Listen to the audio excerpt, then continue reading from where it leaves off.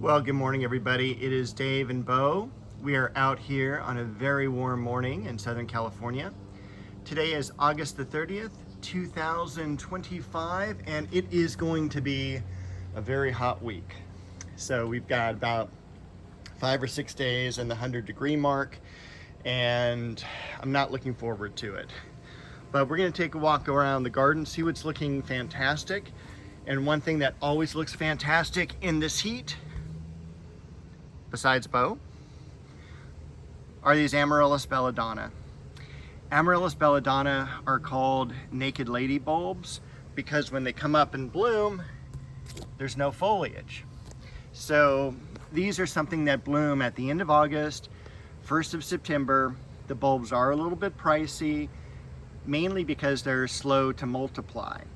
But that's not too bad if you're going to be in a location for like 5 years or so.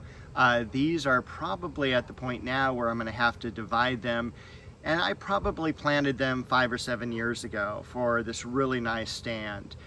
So one bloom spike per bulb is all that you get, so you're looking at probably 8 or 9 bulbs here in this cluster. Besides that, what else is happening here? Let's take a look at the blood lily again, because that is still in bloom. And take a look at how interesting that is. So just 6 petals. The bulbs are gigantic. And this is a really cool, kind of a rare plant. And this was a gift from my friends over at Covina Garden Center. Another Hemananthus plant back here, a totally different variety. We've got our plants still from Mr. Maple that are going to be planted once the weather cools down, which will hopefully be another week. Hopefully sooner, but they said it's going to be a whole week of hot weather. We've also got, let me switch around my shadow here, some of the geranium that's blooming here. I went ahead and cut this back about, 3 weeks ago now when I cleared out all the weeds. Over here, Bo has been very active because we've had a lot of lizards lately. More Amaryllis Belladonna.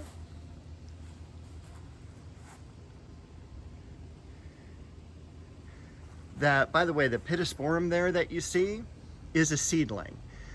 There are no pittosporum plants nearby that I know of. And this one was very unique because I had one growing up in the rose garden, and when the individuals came to take out the tree, it got killed during the tree removal. And I was like really sad. I was like, man, they killed my pittosporum, and all of a sudden this one sprouted like within 6 months. It was pretty unique. You can definitely see the crispiness now of the Japanese maple here. I'm not sure this variety, I do not think it is bloodgood. It's some other variety. But this is also one of the first ones that I prune every Thanksgiving, is when it gets cold enough here for that to start. We've got some impatiens in bloom. Look at that succulent there. Dahlia always holds up well, hot or cold, it just doesn't matter, it just thrives. Variegated scented geranium, of course the famed Shishikashira Japanese maple. We had a bloom, excuse me, way down here on the carnation. Some columbine in the back.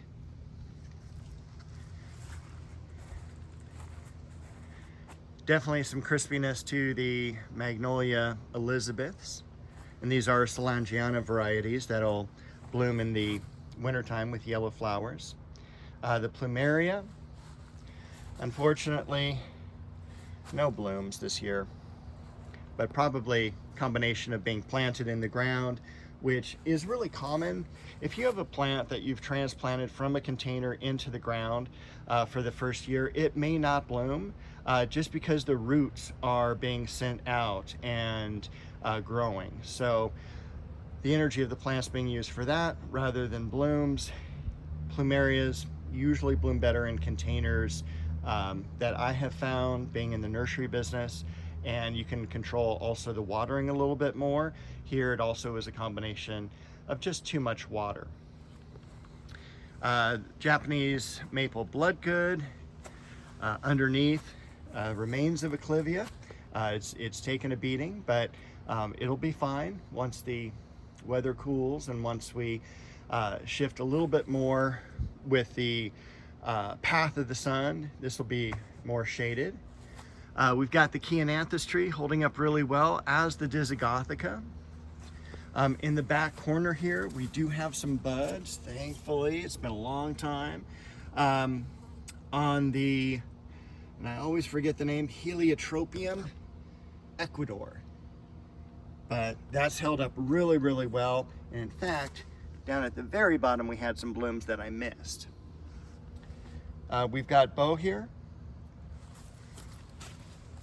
She was up quite a bit last night, by the way, meowing at another cat that was in the yard. She sleeps inside, and around 5 a.m. one of her friends came over, and it was like, please go back to bed. All right, another bloodgood maple here, Liriope in the back there.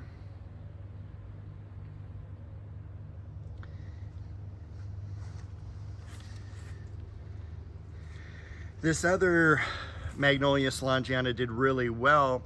It lost a lot of its leaves in that first heat wave that we had, but what's remaining is pretty good. So no complaints, but again, by the time this heat wave passes, we'll be in September 7th probably.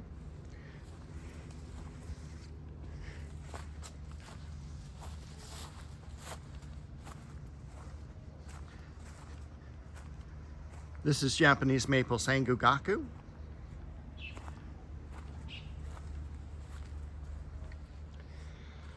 Westringia.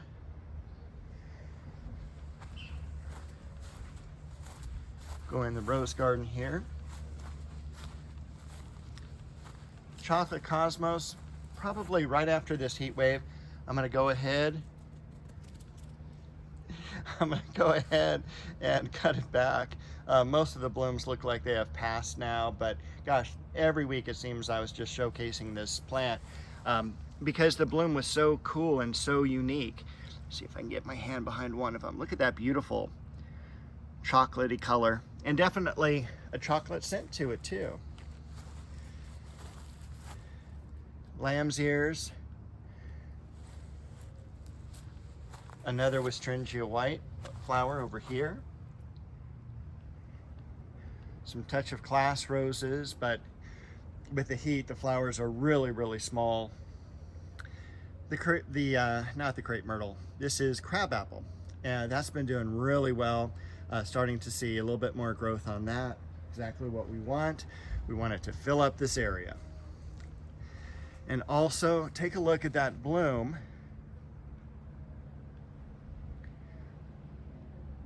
On the olive bush. So that's doing really well. Sweet pea bush. Bow. This is a duet rose here. Another geranium down here. I don't talk about these too much, the not podocarpus, but they are yews, and they are official yews from, like, you know, England for their gardens and everything like that. So I think Taxus may be the botanical name. It's just escaping me early in the morning. The Berberis or Barbary in the back. I did order some bulbs from Shriners Bulbs. They're out of Oregon. Ordered some, they had a year-end sale and I couldn't resist. So I got some really cool color bearded iris. I also got some daylilies as well. I will share with you. Cherry tree looking good. Apricot. Bay tree. And that is the cooking bay. So Normally you'll see it as a bush.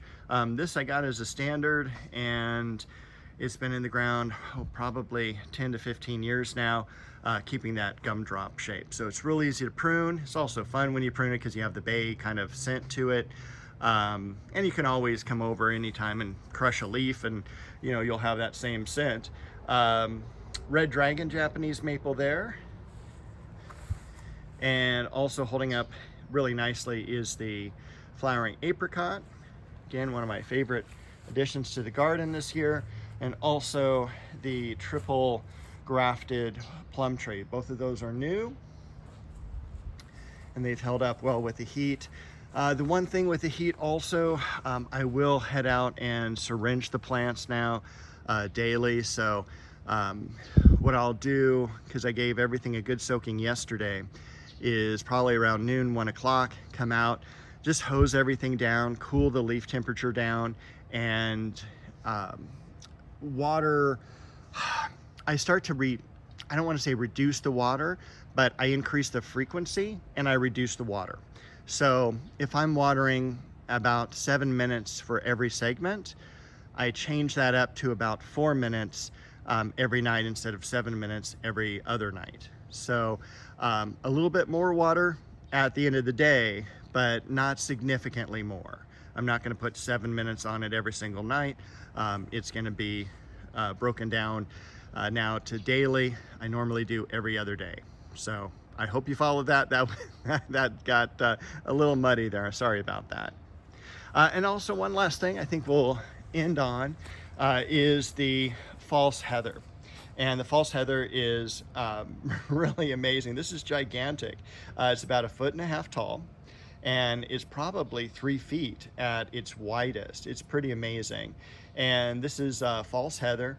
It is just a really terrific plant for the yard, very easy to grow, half day to full day sun. This one's actually a fairly decent amount of shade, but you can see kind of the cool foliage on it. Tons and tons of blooms. All right, I think that is it. Happy gardening, everyone. Stay cool. We'll talk to you next week.